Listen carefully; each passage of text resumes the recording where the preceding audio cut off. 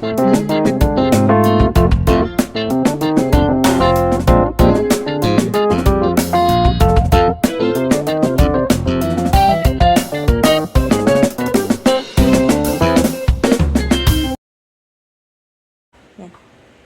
yo! What's up mga ka-Team Jacks? Welcome back po muli dito sa aming Mountain Channel.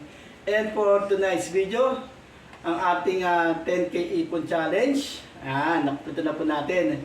But unfortunately, hindi po namin nakumpleto yung aming 20 pesos Ipon Challenge. What?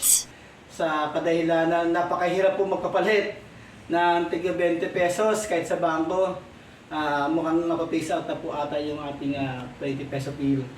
So, pero, ang good news, nakampleto na po namin yung aming 10,000.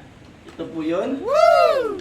Okay, 1, 2, 3, 4, 5, 6, 7, 8, 9, 10,000. Yan. So, ihulog po namin ito sa bangko for investment. And then,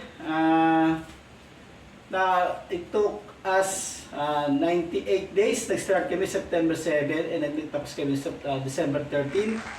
It took us 98 days to complete this challenge. So, ito na po. I-close up ko na po yung ating 20 pesos Ipon Challenge. Yan. Ito po yung 20 pesos Ipon Challenge. I-close up na po natin. Yan. Wait. Yan. Meron pong natitira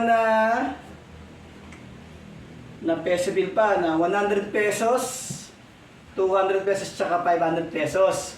So, tinatawagan ko po ang aking prinsesa na si Pia Claire Benakitolits. Yan, siya na po ang bubunot para sa aming susunod na Ipon Challenge. Okay? Palapakan naman dyan. Woo! So, bubunot po si Pia, pero pipigit po na siya. Okay? Pigit mo na. At narambol-rambol natin ang ating megs-megs ang ating pera na pipiliin niya. 500 pesos, 100 at 200 pesos. Okay? So, bubuntot ko siya ngayon para sa ating 10K Ipon Challenge.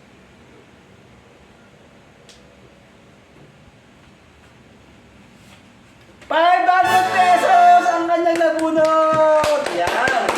Ito po ang aming susunod na iipunin na 10,000. So siguro naman meron naman siguro to sa bangko na pwede natin mapapalitan o madali na siguro palitan na to, maipon dahil common naman to sa ating yan. So ito po ang ating susunod na Ipon Challenge na 10,000 is 500 pesos. Okay? Alright!